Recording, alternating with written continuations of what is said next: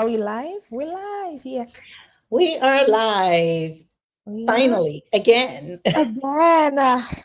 So, after many tests, um, we have figured out how to get this author interview started. So, I'm Selena Teems, founder of SuccessfulYou. I am a Hello 7 coach, and I use my coaching expertise in the self publishing space. And for the last 6 weeks or so, I have been working with Oluchi Ndubisi, my client, in the 10X Niche Network coaching program. And so she has completed the program, and we're here not so much to talk about the program this time. I'll upload a recording about our conversation about the program later. Right now, we're going to dive into her business. She is publishing a book, and I'm excited about her book, and I'm excited to introduce you to her. So, Oluchi, I'm going to hand it over to you to share whatever opening comments you would like. And when you're ready, I'll start the author interview. Okay, sure. My name is Aluchi Olivia Ndovisi, and I am the writer of this poetry collection, Tasteful Hypocrisy. I am also the founder of the Kavi Cauldron, where a platform where I publish my writing. I have essays, travel logs, poetry, and it's slowly evolving into a media company because right now I also have a YouTube channel, which is where you're watching this interview alongside Selena. But I decided to hire and have a partnership with Selena because after I wrote this book, I just said, now what? Now, how am I going to start the publishing, self-publishing? And as I already shared in the previous video, there was information out there on YouTube, but all it did for me was it helped me do just a little bit. And then I started firing off in all directions with no steady structure. And that was where I said, I can't do this on my own. I need a publishing coach. And through Hello 7, I found Selena, and it's been a wonderful partnership since then. And with her coaching, I've been able to structure the rollout of this book. I've been able to structure the marketing and the way that I talk about this book. So, yes, please, she has been a wonderful resource, and make sure you go to her channel, give her some love, hire her, work with her. She's awesome. And this 10X publishing program is something that will always stay with me as I go along my self-publishing journey. Okay. All right. Well, thank you for those plugs.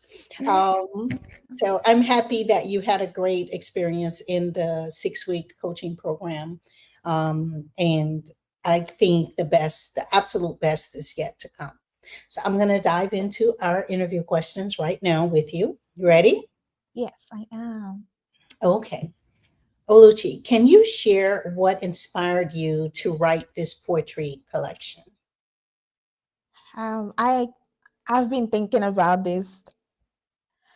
Nothing. I am a writer. That is what I do. I just write. But I will say that what inspired me to put together the collection, because I don't write every day, but I write most times. The notes app on my iPhone hates to see me because I'm always opening a new note and getting that storage, that storage thing about increasing your storage because there's always something to write about. So I think writing is just my creative outlet. So I wouldn't really say that something inspired me to write it.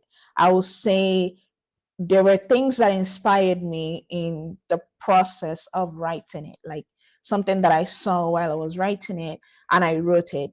And then when the collection started to take shape was when I saw um, there were some poetry um, contests that I saw that they promised that they'll, if you win the contest, you get a prize of a certain amount of money, but they'll also help you publish.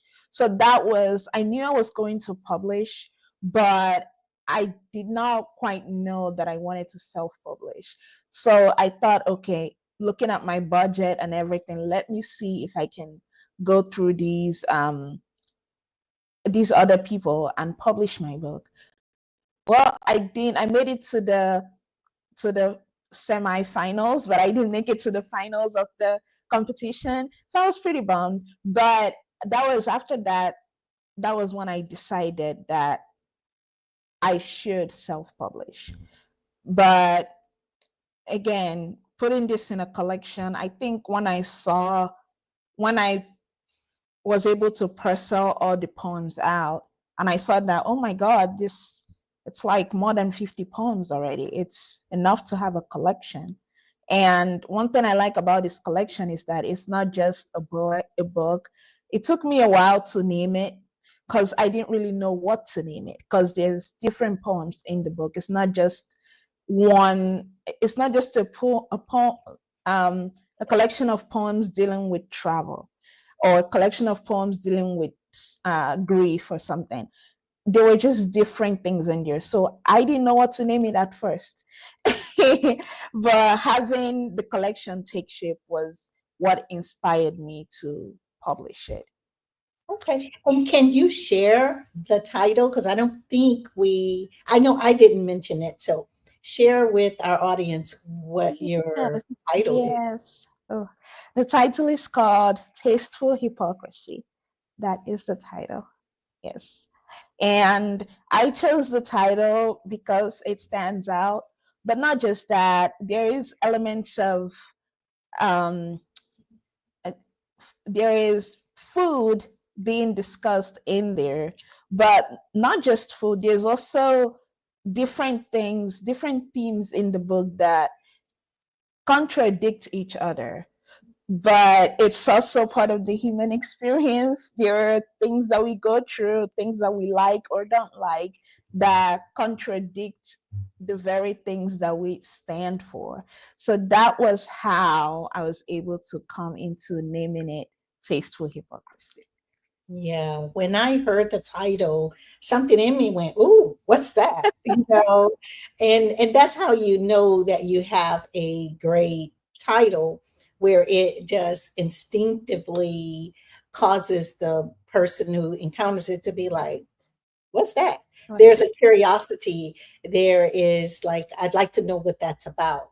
So I was very impressed with the title that you selected for your book. It kind of hooked me in like instantly. Oh, So thank you so yeah, great choice. much.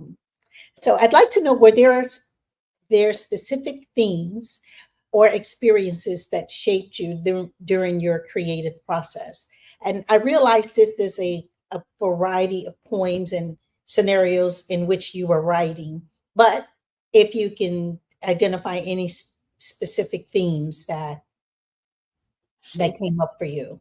Sure, yes. So when I was writing a lot of the poems, it was a time when I was doing a lot of reflection. And it was also a time when I had applied for, I had, I came to this country as an international student. And then I worked my way into getting my papers and everything. But at that particular moment in my life, I had a work visa that was solely tied to the place I work at. So, in a way, if anything happened, I did not have the freedom to leave. So, I wrote, and also, any lawyer, what the assault will tell you around that time. And I also applied for my permanent residence around that time. So, there were a lot of things going on. And any lawyer, what he saw will tell you, don't leave the country around this time. So, I was writing that collection around the time where I couldn't leave the country. I couldn't go home back to Nigeria. I was just here. I was just here in the US. I couldn't go, I couldn't leave the country. So there was a lot of, if you go through the book, I starting from place setting of for one, there was a place in that book that had a lot of cold imagery. And that was just reflecting my life at that time, going through, and also it was the winter. And a lot of the times, a lot of the ways that it came to me and affected me was through food. And I will talk about place setting for one, where now anywhere Nigerians go, we find other Nigerians. So I'm not going to sit here and say, oh, poor me, I was just lonely. There wasn't anybody. No, I had a community of people, but there's just something where that communal Christmas morning where we we start preparing for Christmas, starting just weeks before Christmas. We buy a lot of turkeys. We give out turkeys to people back home. And then that Christmas morning, we kill the turkey. We make food, even though some people will hide away and come out when the food is ready. But it was still like a communal preparation of food, you know? And I started thinking that, maybe terror really does impact how the food comes out, where the animal was raised, or where, yeah, because my turkey can never taste the same way the turkey from home tasted. No matter what I tried, the turkey can never taste that way, can never taste that way. So it was just missing that familial touch of that food. And it was also like there was a place where I talked about schnapps, and schnapps is a drink that my dad always gets during the Christmas, and he always pours us the drink, and he pours it into one cup, but no one really likes it, so we'll all end up drinking from that one cup because we'll all taste it and we'll end up not liking it. So it was just missing that whole communal food. And we can sit here and say, oh, terroir doesn't impact taste, but turkey, I don't know, turkey from Arizona that had to fight off some exotic snake will taste different from a turkey that had to survive the Hamatan wind in Nigeria. Like there's really something different about that taste. And I think it's a combination of terroir and a combination of just the way it's prepared and just everybody making it that way. So that is one poem that I think highlighted my experience, especially where I live. It's winter during the Christmas season, and everything dies and everything is just, doesn't look as appetizing. And Christmas back home is always very lively because we go back to the village. Here it's cold, you can hear a pin drop. It's cold and it's quiet. Can you hear? Yeah, the roads, students have come back home, the roads are not, no Christmas congestion, whereas back home it's a whole different thing. So that definitely highlighted my experience around that time, just that experience of missing home, having people around, but still missing that. I'm the first of 7 kids, so still missing that big family that will annoy you to the ends of the end, but now that you finally have your freedom, you're like, where are you guys? Yes, so that definitely impacted me. That is one of the experiences that impacted this collection. I will also say that a lot of the poems I have in this collection are not just my experience. A lot of them is observation. For example, let me see, overconsumer. That was really sparked when I was I went to New York City. I was on the subway and I was eavesdropping on this conversation this girl was having with another girl. They were loud, and she was discussing how small their apartment was, but they weren't really saying small. They were discussing it in square feet. Discussing it in square feet. But after hearing that, I walked out of there and I left the subway, left the building of the subway, and then what do I see? When I when I come out of the subway and I'm just walking through the street, I see this very small door, like very small apartment. And this guy comes out of it so dressed to the nines, like he was decked out in clothing, and that was where overconsumer came from. And around that time was also when I was beginning to grapple with, when you start making a little bit more money than you made in college, everything looks shiny. You just want to grab, grab, grab, grab, grab.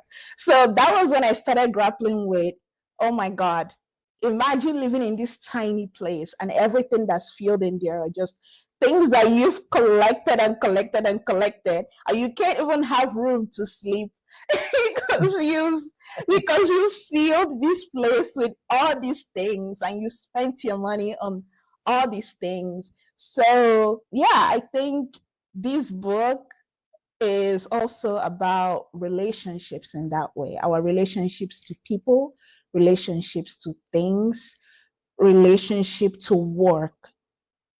It's a lot of it has to do with, if you ask me about an overarching theme on this book, I'll say relationships. Relationships. Okay. Yes, I Well, that is a lot of insight, and I like it connects some dots for me in reading the poem. So thank you for giving us some more context around it. am. Yeah. So, and I think maybe we've touched this a little bit, but um, so the question is, poetry often reflects personal journeys and emotions. How do you see your own experiences woven into the poems of Tasteful Hypocrisy?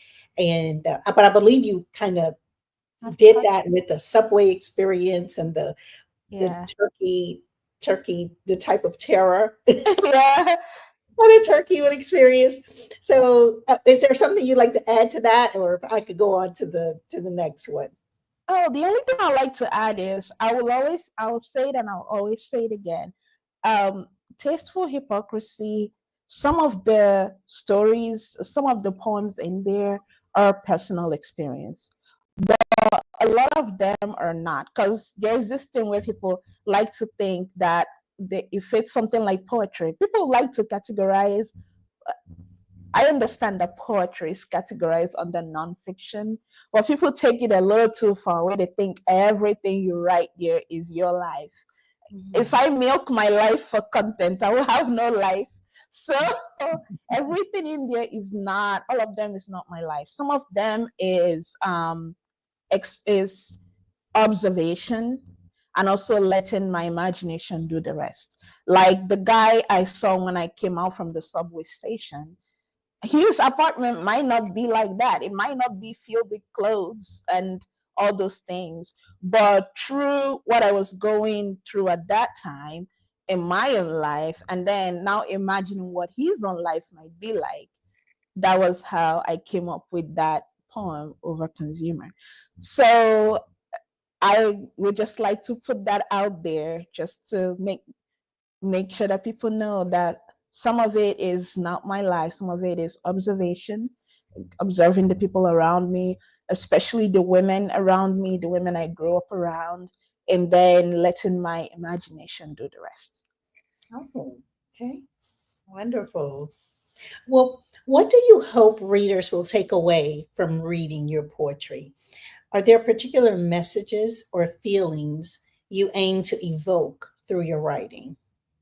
um sure. So if a reader reads this book and the only thing they take away from it is, let's say for example, that poem Lush, where I talk about paint me the flowers and this and that of different things, the only thing they took away from it was just, oh, flowers of different places in the world, that's fine with me.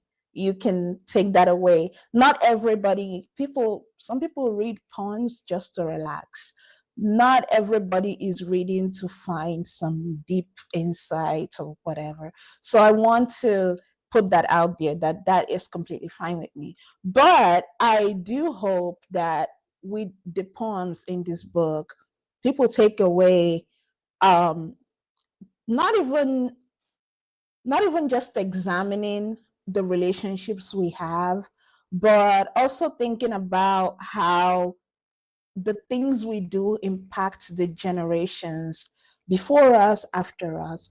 Um, a lot of the way I tell stories is, it was shaped from an early age by my mother, because she will sit us down, we'll all sit down on the floor, and she'll sit on a high chair and she'll tell us stories about things. A lot of those stories are centered around, at the end, finding a husband and getting married and getting married. But a lot of those stories are also the way, people here have bedtime stories. There are kids in Nigeria that do have bedtime stories, so I'm not gonna negate that. But in my case, I did not have bedtime stories, but we had stories where she would just sit us down and talk to us about things going on in life. And some of them were also, fables and myths and all those old stories that were passed down about superstitions and all those things. So a lot of that, it's so funny how my a lot of the ways I tell stories are shaped by her. But I started thinking about it on a subconscious level. Some of the stories that she told while we were younger, a lot of those things are things a lot of the lessons I learned then are things I try to undo now that I'm a grown up in my life.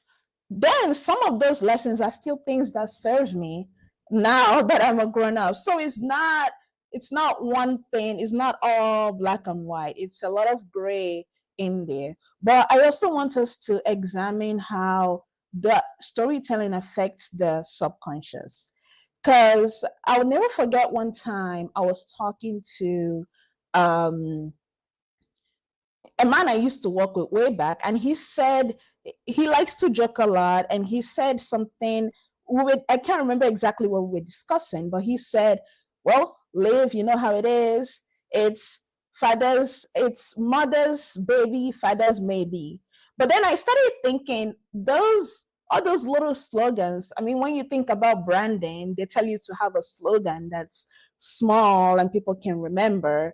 But all those things, I started to think about how sayings like that impact the subconscious, and it absolves men of raising, parenting in the way we make it a mother's job. And in the poem, there's a poem in that book called Rant, like a son's rant, where this son was ranting to his therapist. I touched a little bit on that, where there was a line in there where the father was blaming the mother for the child doing something, and he said, "Well, your son."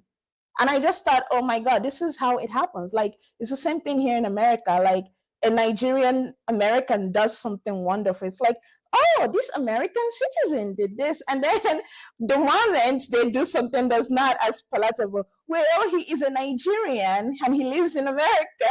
And I just thought, many fathers do this. Like, the moment he does something wonderful, our son. And then the moment that kid does something that's not great, well, your son, it becomes the mother's problem.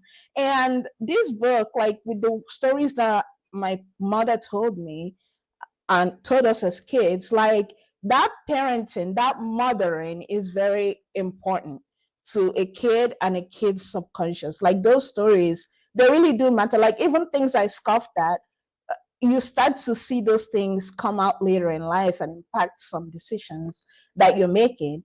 And then I started asking myself, like, then you start to blame her, and then you say, wait, why am I just blaming her? It's not just her. Even though mothering, like mothers, it's a wonderful, challenging job, but fathers should also be getting be part of that parenting.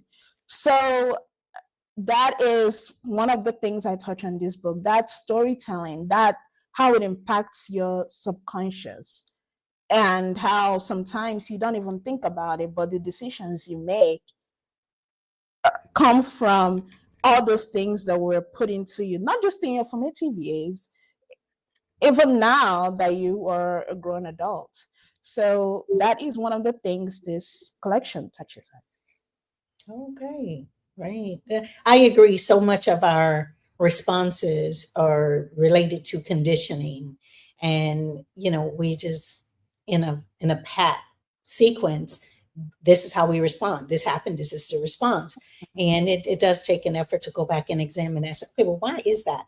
Because that mother's baby, father's maybe, that is absolutely something I heard growing up, and until you mentioned it, I didn't think about how it may be affecting my outlook on, well, how reliable is this father? Yeah. Maybe it sets the person up to expect less, a Yeah. woman, to expect less from a father, because after all, it's his maybe, and it's your baby. So I didn't think about that. So that's pretty. Yeah, it is.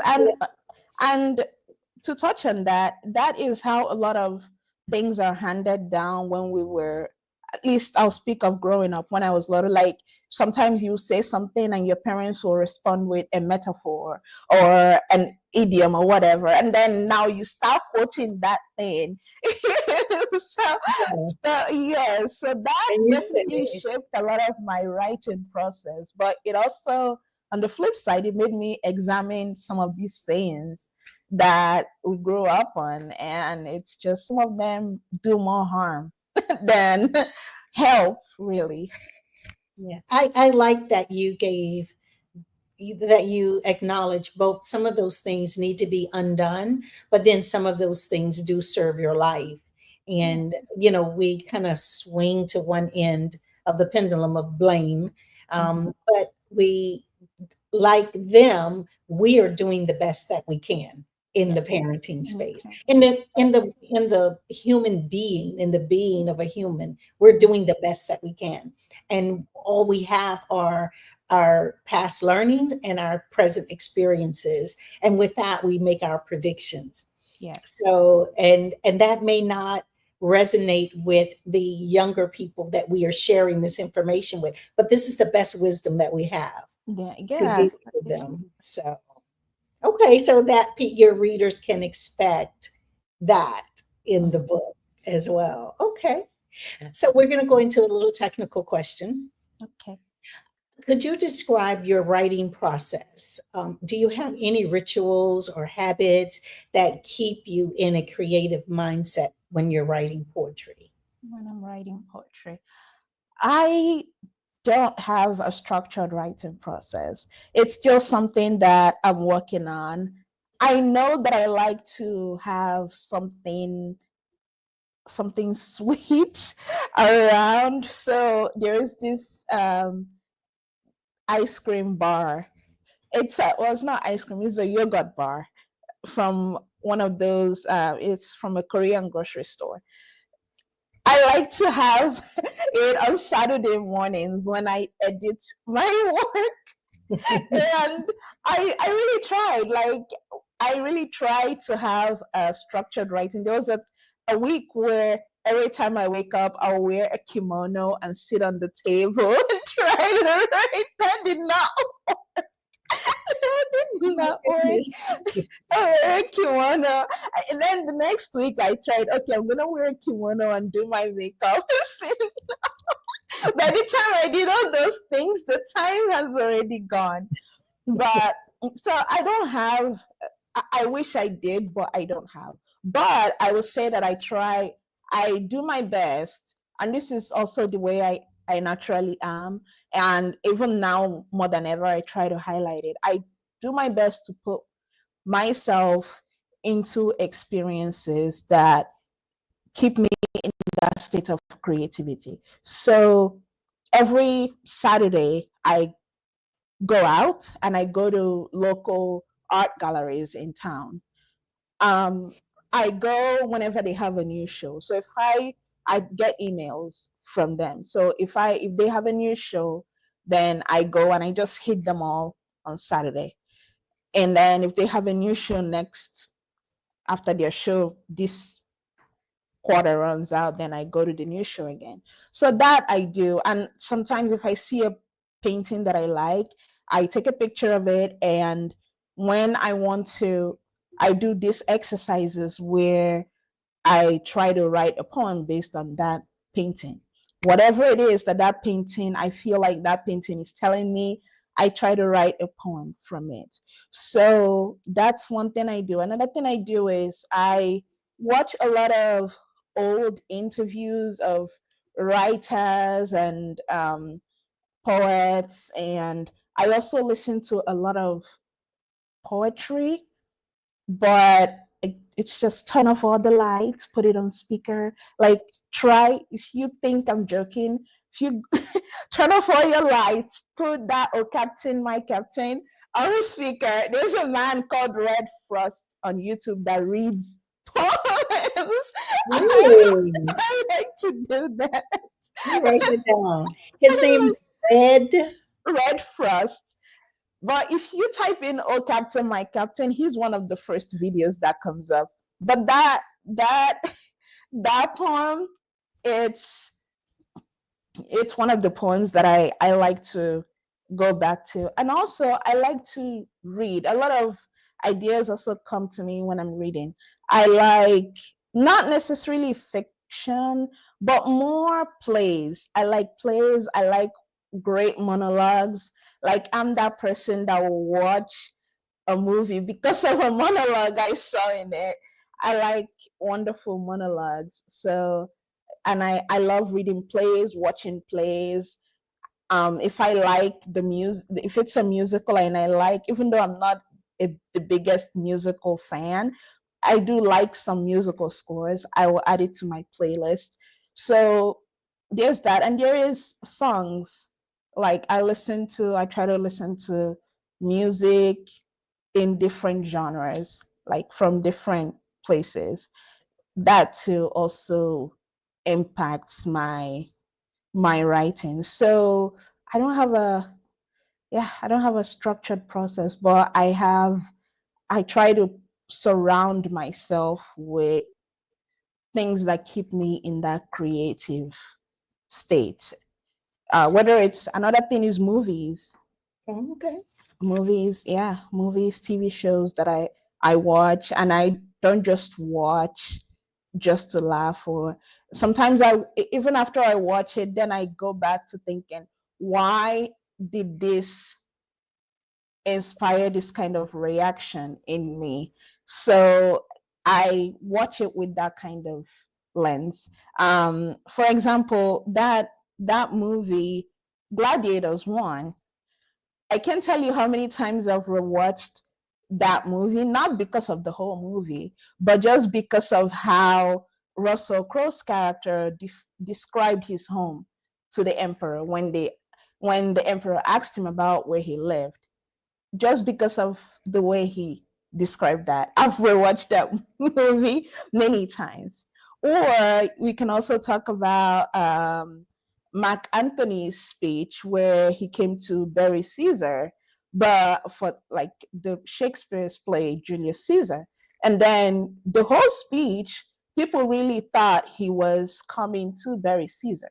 But you could slowly see how he turned the crowd against Brutus and everybody. Like, he started with friends, Romans, countrymen, and then he goes and goes and goes. And then slowly he starts to turn the crowd against Brutus. But at the end of that speech, there was a ruckus. People were out for Brutus and his men, and people that were following them. But at the end, they were out for Brutus and his men. So things like that really do get me in a state of, even after I've written something, like, what do I want this to look like? How do I want the turning point in this poem to look like? And I go from there. This is fascinating. Fascinating. As a person who has personally, I'm not I'm not in depth in poetry. It's not my particular preference for reading, but I love beautiful poems. And so to get some insight as to what inspires you and how you put yourself in situations to feed your creative thinking and mindset, I think that's it's important for any writer, any author to feed that because there's enough of life, real life stuff that will crowd out your ability to tap into that. And so I think maybe that is the cure. Well, maybe a cure for writer's block.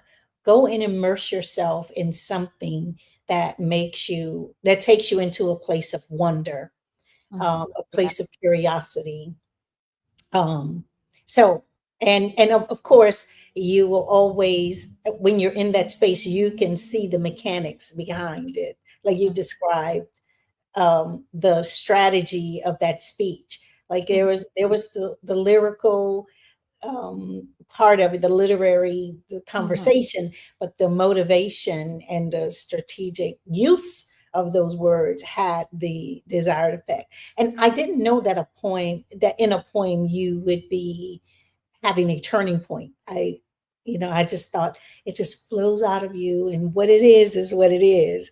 But you're saying not necessarily so if you No, want to it's hone not. in on a point. No, it's not necessarily. So I used to think that way too. Um, and then I think I got to a point where when I started writing more and more, because it used to be before I wrote the collection, it used to be, oh, I think of a great poem and then I write it down. And then sometimes I will write out. So, for example, let me give you an example. There's a poem in this book called Is It Laziness? And in that poem, I can't remember who exactly I was having a conversation with, but we were talking about something, and I was looking for shortcuts to do that thing. And then every shortcut I find, there's always something attached to that short, like something extra you had to do for that shortcut. Like it was just, is there really no easy way to do this thing? And then after that talk with that person, I wrote down the idea for that poem. But that poem didn't really materialize until one time at work, we were having a conversation and somebody was talking about BBLs and how, yeah, and how because I thought personally, I thought you just do the surgery, recover, and it's over. But no, they're talking about all the lifestyle changes you have to make, the exercise regimen, how you have to rest so your kidneys can recover. I did not know these things. I thought you just go in, they cut you up, and oh, the kicker was they talked about this, and then he said that the lady he talked to about this said she had to book 2 airplane seats when she was flying back from the country she went to do it. And I was just sitting there thinking, there is no way she flew Spirit Airlines. I was sitting down there thinking, like, there is no way she flew Spirit Airlines. But after I came back and I thought about that, that was when that poem, Is It Laziness, came. And because that poem just, I know I used when I thought about the idea, I used plants. But then after that experience, I came back and I wrote it. I used flowers. But it was something about, somebody not wanting natural flowers. And then they got plastic ones. And then they found out that they also have to dust them and clean them. And it's just nothing, just that idea of no matter what shortcut you think you're taking, there's always something attached to it. There's always some weird hidden thing attached to it that you don't even think of. And then you might end up paying more for that in the long run than if you just stuck with the original long plan. So yes, that was part of it. Sometimes it comes quickly, like the poem just comes. And then other times I write down the general idea and I just go do other things. It could be a month even. And then something will happen. I'll be like, oh my God, this is that poem. And then I'll go back and write it. So it doesn't just come. So sometimes it does, but not always. Well, this is not on the list, but my question is, because you write and then you sometimes come back and you find an enhancement for what you've written thus far, was it challenging for you to wrap up this book, to say this is it and I'm not going to keep improving these poems or adding to Yes. it? How Yes. challenging was that? It was challenging because after I wrote, there were two poems on here actually didn't that weren't in the first and second edits. I added them finally and I asked him to do a developmental edit along with the proofreading at the end. And that was it. I said, you know what, anything else will have to come in the next book. Because there was always that thing of, okay, let me add more, let me add more, let me add this. And it's gonna keep getting delayed and getting delayed and getting delayed. So yeah, there are poems on there that I added and I took it out because I realized that I wanted to add more things to it. And I really, now that I've gone through this whole process, I am I'm very grateful for it, but I've also learned a lot of things. And one of those things was how important it is to self edit as a writer, because I learned a lot from the editors that, like, the questions they asked me. I think I told you this before. There was a poem there about fibroids that I described it as a rigid ball, and he asked me if it was a rigid ball, why was it still growing? And that was a legitimate question, and I didn't have an answer for it. So also interrogating my work in that way, like, does this even make sense? Like, this thing that I'm saying right now, if someone pictured it, also my poems have a lot of imagery. If someone pictured this in their head, will it be outrageous?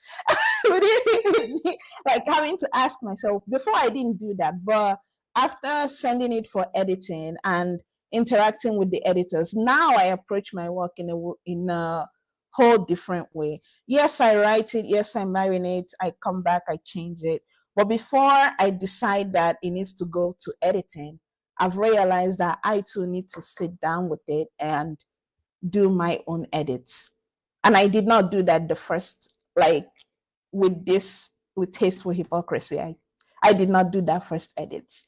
I sent it off to the first to the editor, and then I had to do a second round of edits on I imagine if that contest came around again, it. after having had your experience with learning how to interrogate your work, learning how to look at it from the perspective of the reader, um, I believe that you would have a very different experience with Yes. that. But I think that happened for a reason, It, because it led you to the self-publishing journey wherein you collected all of this information and wisdom in the context of publishing on how to produce a book that not only expresses what you want to put out into the world, but also how this will land with the reader and who that reader could be.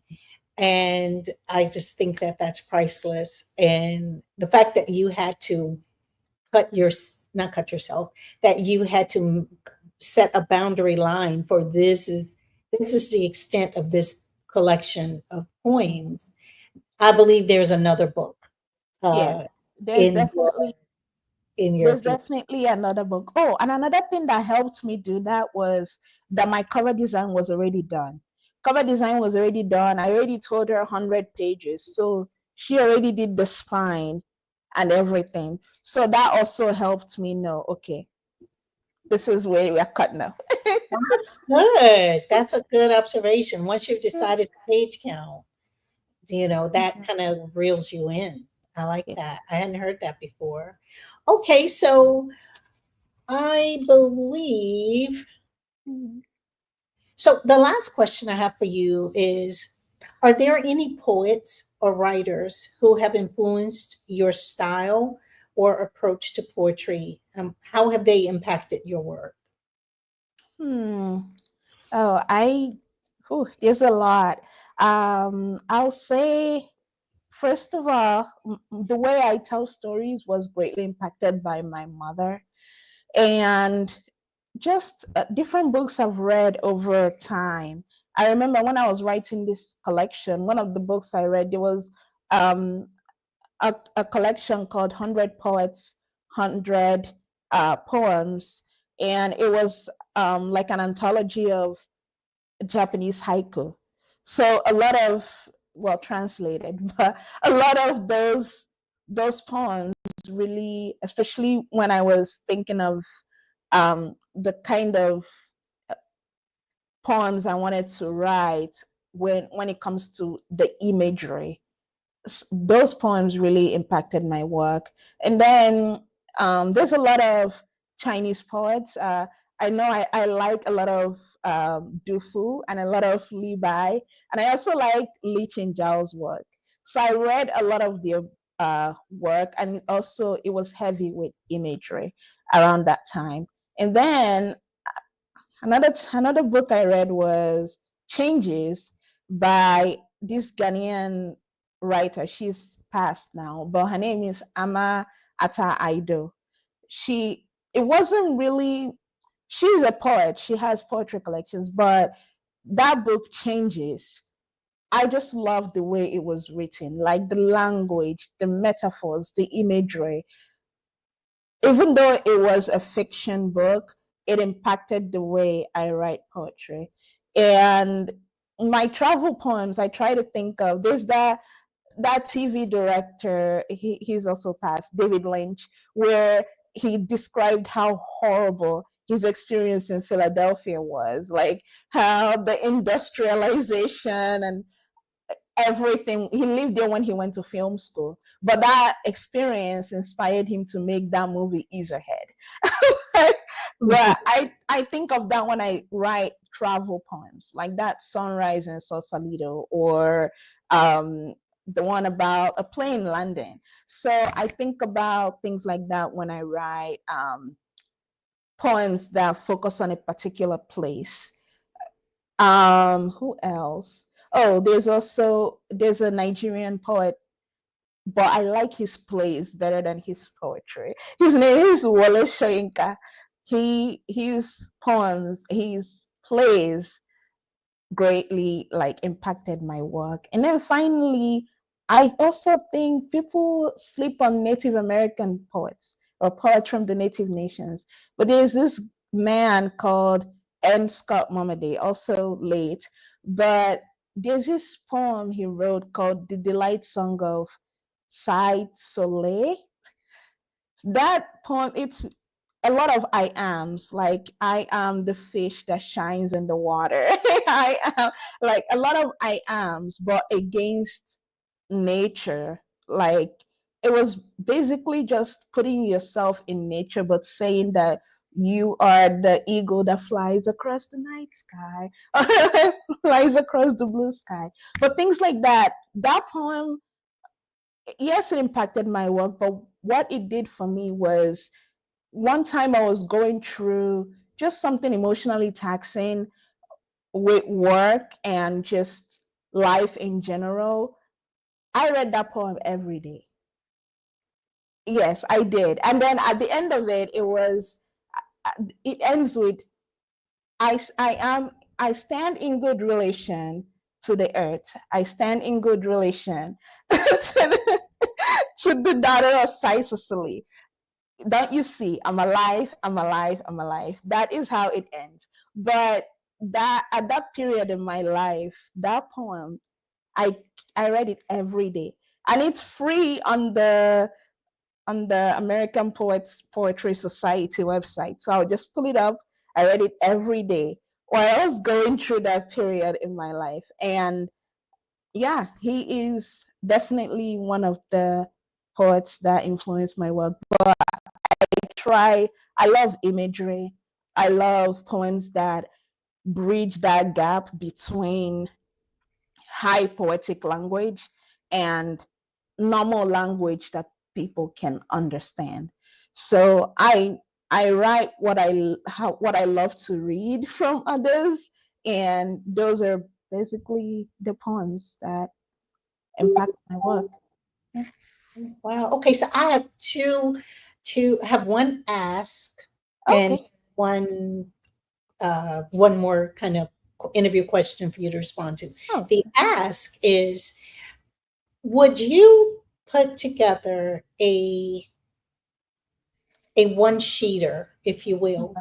of the influences that you Okay. talked about? Okay. Because a person who may want to venture into poetry and doesn't know much about it might be able to connect with what influenced you. Okay. And I, for one, am curious about those poets. I have not heard of one of them. And so so it's a little bit of a, for me and for the audience, Okay. this could be one of the things that you share with the people you are engaging with, that you want them to tap into your poetry, to share with them what your influences are. And so it could be as simple as my influences for culture, for travel writing, for imagery, or whatever. However, you Okay. know those answers, and list those sources, so Okay. that other people might, it may be a way for them to get to know you a little better by understanding what influences you. And they may have a deeper appreciation for the poems in your book. So the next thing I want you to talk about is, let's talk about when you are publishing the book, what your immediate goals are for um, building up audience engagement around the book, if you're going to be in a city or in a place near, um, if you're planning to travel and tour anywhere, so that people who may watch this live stream would know, oh my goodness, she's going to be 2 hours away from me, or she's in a city that I'm in and I'd like to connect with her. So let's just share how people can connect with your book, where they can get it, when they would be able to get it, those types of logistics. Sure. Yes.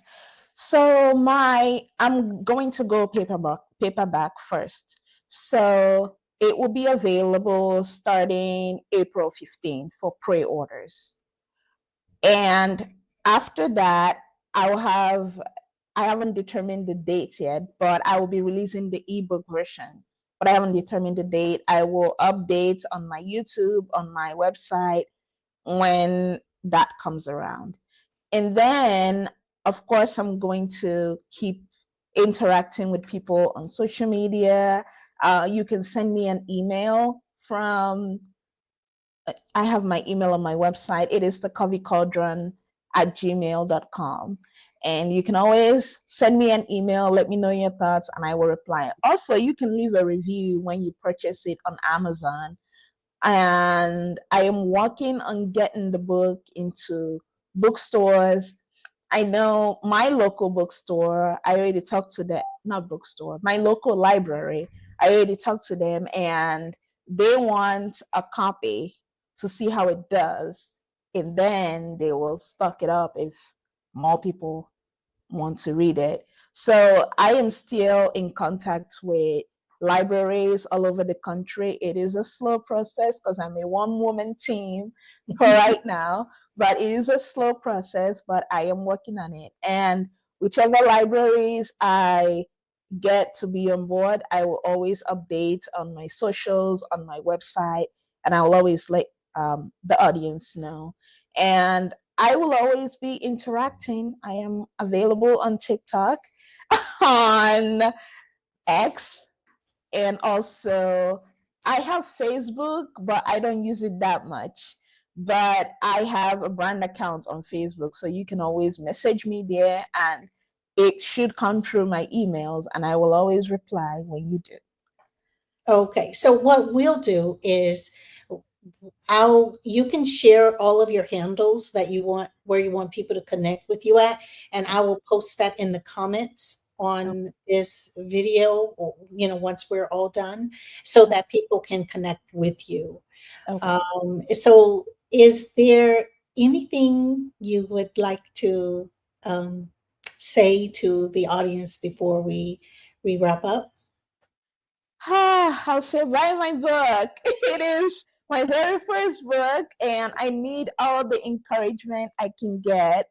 Um, and I hope you love it. Please, please, please. I really want to get that window seat into how people interact with my work. Please, whether you like it, whether you don't like it, whether you have a problem with something, even if you don't send me an email, please leave a review so that I can know how people interact with my work and so that I can do better in the next book.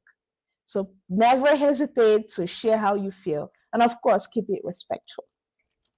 Yes, we're all about the respect. Yes. Okay, so thank you so much. We gave an hour to giving this amazing author the opportunity to share with you the insights as to how she came to the self publishing journey, what her inspiration and her influences are, and that she is, this is the first of many that are going to come through. And so I'm delighted to be your coach for your first self published book. And I expect that we will be able to continue to work together because books that do very well get an offer from the traditional side of publishing. And of course, that just blows up your exposure. And there are things that you can do to make yourself attractive to that group. And I'm all about helping authors scale. So I'm excited about what we've done. I'm excited about what we can do going forward. And I'm excited that we got to do it live on Facebook and on YouTube. And this is the first author interview that I've live streamed, but it will not be the last. Each of my clients, we go through this. We do a case study to kind of overview, just like she shared her learnings from the journey. We go through a query of what you've learned through working with me. And that informs me to do better, to learn better, and to serve clients better. So look forward to that video. I'm going to drop that probably tomorrow. There's a video coming out at about 3 p.m. today where I talk about the Profit First Publishing Blueprint. And there's a streamer at the bottom of the screen, and that's my online course. And it covers some of the things that we tackled in the 10X Niche Network program. But in this online course, we're also talking about the economic impacts to self publishing, and that right now the hot button is tariffs. So if you're a self publishing author, that does impact you. You may not know how, but tune into the course. It is 20% off for the first 50 purchasers of the course. After that, it's regular price, which is $167. The course is 6 to 7 modules with bonus modules. There are downloads. Oluchi can attest that you receive a lot of content that allows you to take yourself through the exercises. And that's useful. You get it, but you get to continue using it along your publishing journey. So sign up for the Profit First Publishing Blueprint. I'm Selena Teems on YouTube, on LinkedIn, and on Facebook. I have a branded Facebook page, Successful You. You can reach me there. My email is hello@selenateems.com. And I thank you so much for your patience and your attention, which is a very precious commodity. Oluchi, thank you for Thank you. joining Yeah. me, for running this experiment with me of doing a live stream. And I'm just very pleased with what we've accomplished today. So Me too. thank you. Thank you. Okay, so we're going to sign off from live. Oluchi, I'd like you to hang around in the studio until the video does its work. Okay, thank you all for watching. Thank you. Bye.